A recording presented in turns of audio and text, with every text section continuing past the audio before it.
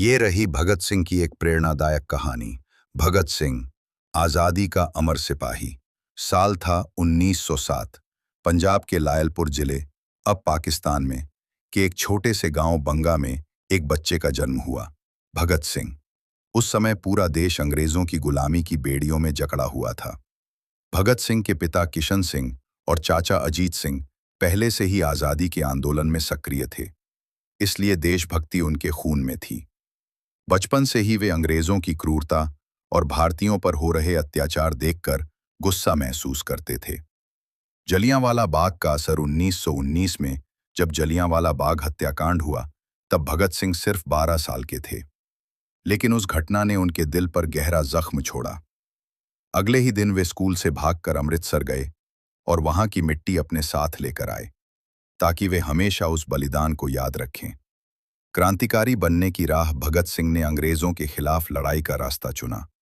वे Hindustan Socialist Republican Association (HSRA) से जुड़े और राजगुरु, सुखदेव, चंद्रशेखर आजाद जैसे साथियों के साथ मिलकर आज़ादी की नई राह तैयार की।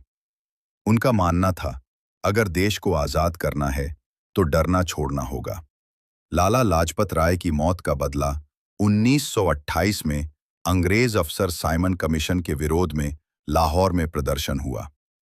उसमें लाला लाजपत राय पर अंग्रेज अफसर सैंडर्स ने लाठीचार्ज करवाया, जिससे उनकी मौत हो गई। भगत सिंह ने निश्चय किया कि वे इसका बदला लेंगे। 17 दिसंबर 1928 को भगत सिंह, राजगुरु और चंद्रशेखर आजाद ने सैंडर्स को गोली मार दी। ये घटना पूरे भारत में गूंज उठी।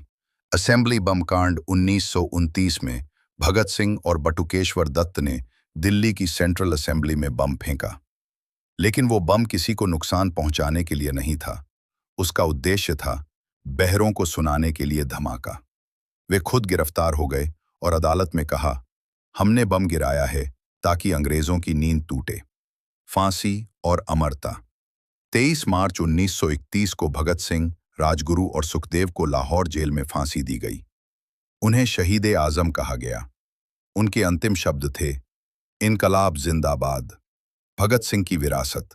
भगत सिंह ने केवल आज़ादी की लड़ाई ही नहीं लड़ी, बल्कि युवाओं को ये भी सिखाया कि सच्चा देशभक्ति का मतलब अपने विचारों के लिए जीना और मरना है।